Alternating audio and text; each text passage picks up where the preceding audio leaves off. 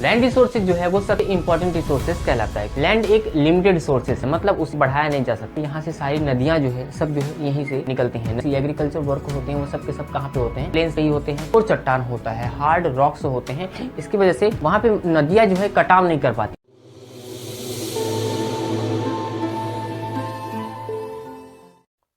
Hello everyone, चलिए हम लोग अपना अगला टॉपिक भू संसाधन यानी लैंड रिसोर्सेज के बारे में पढ़ते हैं।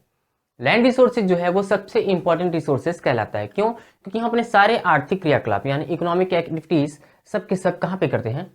लैंड पे ही करते हैं। इसलिए लैंड जो है वो बहुत ही इंपॉर्टेंट रिसोर्सेज कहलाता है। इसके साथ साथ नेचुरल वेजिटेशन यानी प्राकृतिक वनस्पतियां यानी सभी प्रकार के पेड़ पौधे जो होते हैं वह लैंड पे ही पाए जाते हैं।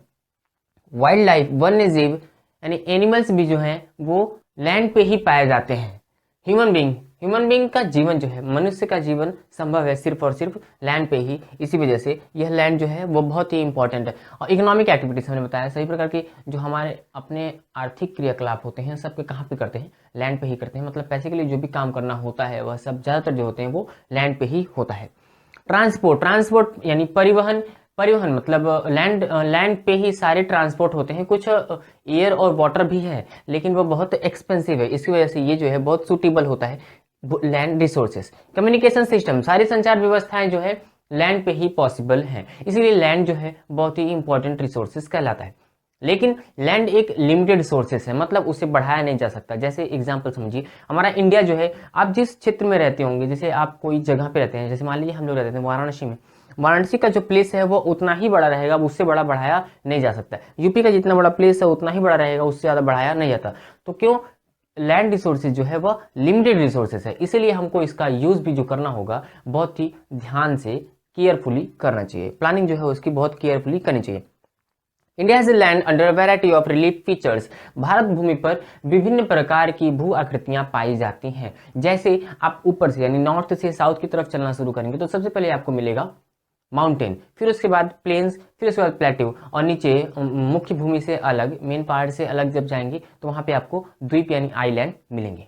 देखिए यहाँ पे एक फिगर बनाया हुआ है, यहाँ पे एक पाई चार्ट बनाया हुआ है। इसमें लिखा है प्लेट्यू 27%, माउंटेन 30%, प्लेन्स 43%। ये मेन लैंड के हैं, मुख्य भूमि की। ये पाई चार्ट जो है वो मुख्य भूमि का है। आइलैंड जो है वो मुख्य भूमि से बाहर का होता है।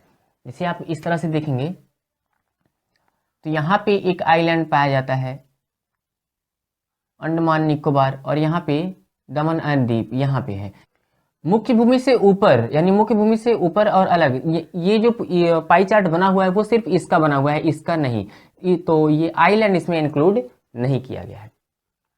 अब माउंटेन जो है वो कैसे हमारे लिए क्यों इंपॉर्टेंट है? जैसे यहाँ से सारी नदियाँ जो है सब जो है यहीं से निकलती हैं। नदियाँ जो है वो सब कहाँ से? माउंटेन से ही निकलता है। आप देखिए कि हिमालय पे जाएंगे, जब हिमालय की तरफ जाएंगे तो वहाँ से गंगा, ब्रह्मपुत्र, सिंधु, तरह तरह की नदियाँ निकलती हैं। उसके बाद प्लेन्स आते हैं। प्लेन्स पे सारे जो कृषि एग्रीकल्चर वर्क होते हैं वो सब के सब कहाँ पे होते हैं? प्लेन्स पे ही होते हैं।